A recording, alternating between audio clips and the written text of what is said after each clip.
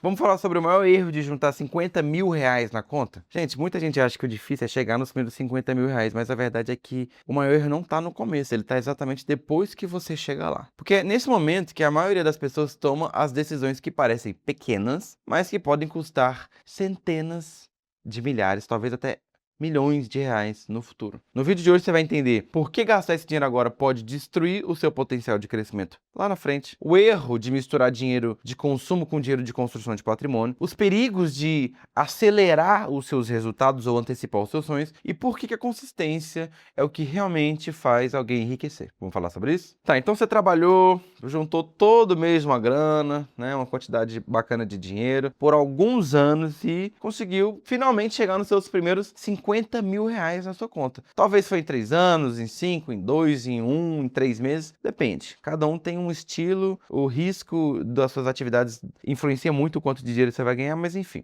O ponto é que se você conseguiu chegar nesse valor, que até então era meio que inalcançável para você, então era algo que você estava construindo e a partir desse momento você tem esse saldo guardado, ele passa a ser visto como algo que pode ser gasto.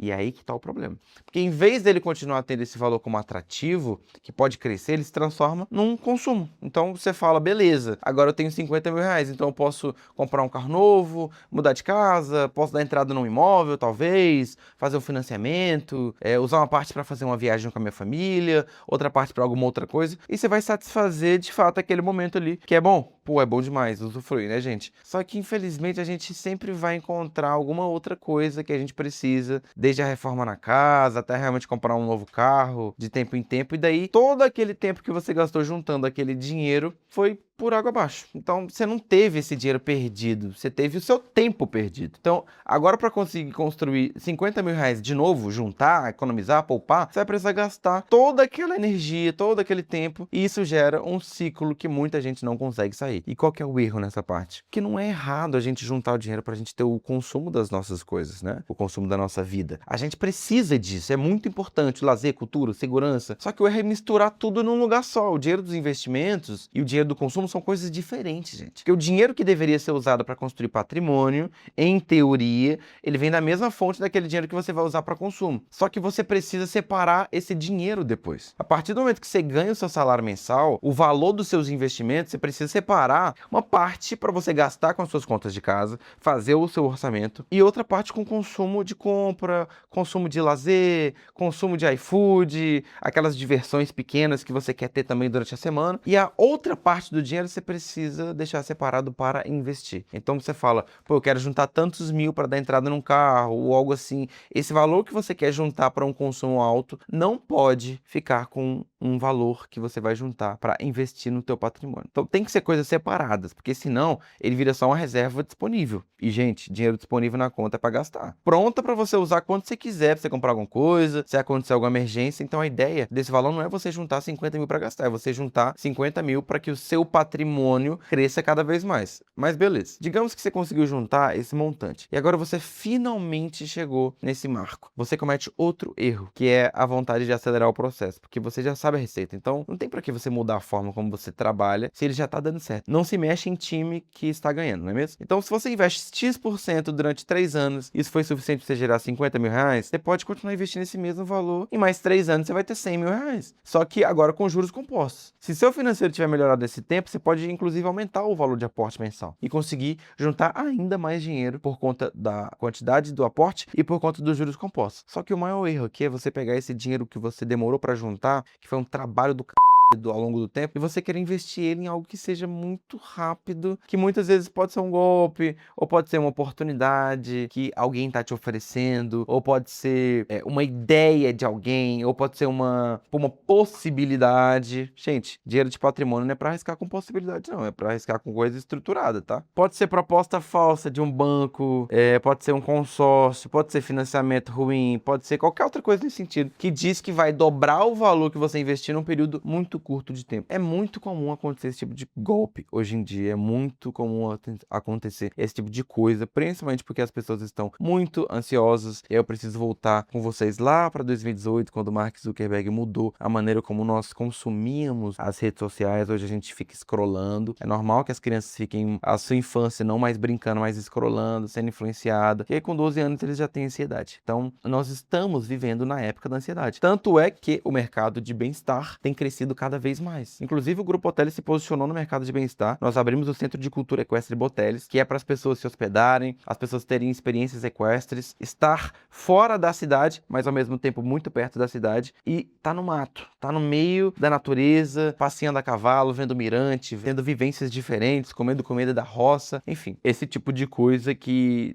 descomprime, né? A gente tá na sociedade o tempo todo, urgente, eu preciso sair de casa, eu tô atrasado. O Centro de Cultura Equestre Botelhos é justamente para você que quer dar uma pausa, quer se sentir melhor, quer estar presente. Eu acho que essa é a melhor definição. Bom, vamos lá. É muito comum que aconteça esse tipo de golpe, né? Que os ladrões não querem valor pequeno, eles não querem R$ 500 ou R$ 1.000, eles querem valores muito mais altos. Então, para eles, vale muito mais a pena procurar pessoas que tenham esse montante, mas que ainda são alvo fácil, porque querendo ou não, ainda estão aprendendo a como aplicar o seu próprio dinheiro, a como fazer, enfim. O que realmente faz diferença não é acertar o investimento, nem encontrar a oportunidade perfeita. Às vezes é, mas nem sempre. Na maioria das vezes é sobre consistência, né? Sobre você continuar aportando, continuar investindo seu dinheiro em coisas que você conhece, por menor que seja o valor, por mais que você tenha R$ 500, R$ 1.000, R$ 2.000, independente do valor, coloca o teu dinheiro para render, porque o crescimento financeiro de verdade acontece com o tempo. E muitas vezes quem não entende isso acaba colocando a mão no fogo para poder dar um golpe de sorte, uma tacada de sorte, enfim, para poder tentar ganhar muito mais dinheiro, mais rápido, só que acaba perdendo tudo que conseguiu nesse período. A nossa educação do Brasil, gente, ela é pautada em regras muitas vezes ortodoxas, em regras antiquadas, e aí a gente volta e meia tem governos que, ao invés de ensinarem as pessoas a lidarem com dinheiro, investirem pesado na educação, estão mais preocupados com o curto prazo. Então, o pensamento de curto prazo da política faz com que o nosso país reflita uma falta de educação financeira tremenda. Então, pense o seguinte, faz sentido eu chegar lá no Joaquim, que toma pinga e recebe auxílio do governo, e ele gasta esse dinheiro com droga e bebida, e não trabalha, e tá tudo bem pra ele tem uma casa, ele tem talvez um carrinho ali, faz sentido eu falar pra ele investir em tesouro direto? Não faz, gente, porque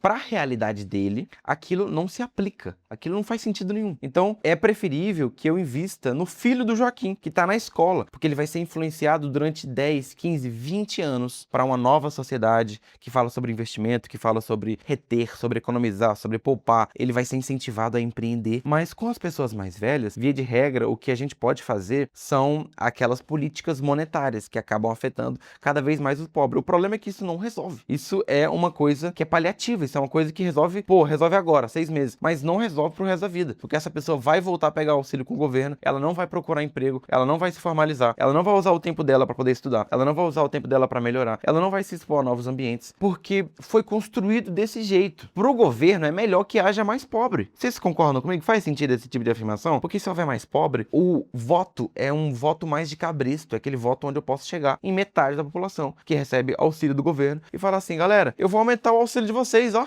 Votem em mim. Só que esse político não necessariamente tem as melhores políticas sociais, as políticas monetárias, as políticas de segurança, economia, lazer, etc, etc. Só que quem tá votando são aquelas pessoas que não têm instrução, não têm tempo, não têm experiência, não têm vivência. Eles nasceram pobres, se cresceram pobres e vão continuar pobres o resto da vida. Porque pros governantes é preferível que seja assim. Imagina você ser um governante, você ser um político, e o povo ficar debatendo com você e ficar falando, não, o STF, vocês estão errados. Não, Senado, vocês estão errados. Não, Câmara, vocês estão todos errados. Gente, não funciona, porque o Brasil governa para os governantes e não para o povo. Então fica muito claro. Portanto, a única saída para que eu, Henrique, você, meu telespectador e qualquer outro investidor aí do Brasilzão não seja realmente afetado por conta dessa política suja que a gente faz no nosso Brasil é o investimento. Não tem como, cara. A melhor e única maneira de você se tornar independente do governo é investindo o dinheiro que você produz com a sua força de trabalho. Ah, Henrique, eu ganho muito pouco. Cara, é problema teu, tu vai ter que dar um jeito de ganhar mais. Essa é a realidade. Tu vai ter que fazer renda extra. Pra você que é pobre é mais difícil. Eu já fui pobre. Eu não só tinha que fazer renda extra, mas eu tinha que fazer renda. Com 14, 15 anos, eu queria muito trabalhar e ninguém me empregava. Então eu comecei a vender formatação de computador, vender água no semáforo, vendia trufa, fazia o